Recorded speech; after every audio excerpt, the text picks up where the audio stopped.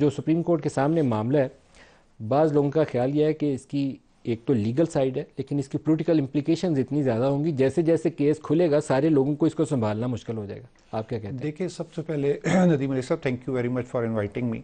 आप ये देखें कि इस गवर्नमेंट की सबसे बड़ी जो मैं समझता हूँ कामयाबी ये है कि उसने पूरी अपनी कॉपरेशन एक्सटेंड की है जुडिशरी के लिए। प्राइम मिनिस्टर साहब खुद चल के गए, प्राइम मिनिस्टर साहब ने स्पेशल अपना बुलाया कैबिनेट का इजलास उसके हवाले से,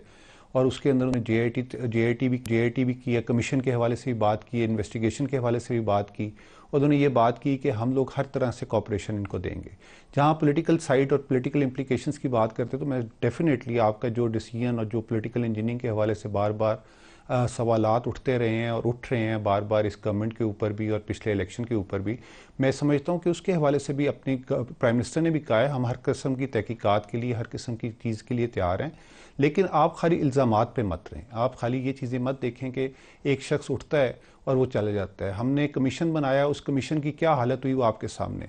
एक पार्टी के तमाम लोग जो हैं, एक ऐसे जज जो चीफ जस्टिस ऑफ पाकिस्तान रहे और उसका एक बड़ा ही ज़बरदस्त किस्म का कैरियर रहा, उसके ऊपर उन्होंने उसको मजबूर कर दिया, इतने कन्विक्शन के साथ उनको टारगेट किया गया, 2 दिनों के अंदर उन्होंने हाथ खड़े कर दिए। जब आप बात करते हैं कि आज़ादाना तहकीकात के लिए, तो मैं समझता हूँ इस मुल्क में कौन आज़ादाना तहकीकात करेगा जहाँ पे इतनी ज़्यादा बाइफर्केशन हो गई है और इतनी ज़्यादा पोलराइजेशन हो गई है आपकी सोसाइटी की, कि जो शख्स भी आता है और अपने आप को इंडिपेंडेंट एक कमीशन के तौर पे काम करने की कोशिश करता है, वहाँ पे उसकी घर वालों को और उसको गालम गलोच शुरू असल हो में जाती है। आज़ादाना हर एक फरीक ने जो उसकी पसंद है वो उसके वो लिए उसके आज़ादाना उसके है, लिए आज़ादाना है। दूसरे के लिए वो तो आज़ादाना नहीं ये है। यही बात है ना। इसी बात के अंदर जब आप बात करते हैं कि खतूत के हवाले से बात करेंगे, आज काजी फायद ईसा साहब अपने हमारे हक में कोई फैसला करेंगे तो उनको कल के आपके सामने होगा, सोशल मीडिया पे जो मजाक उड़ेगा,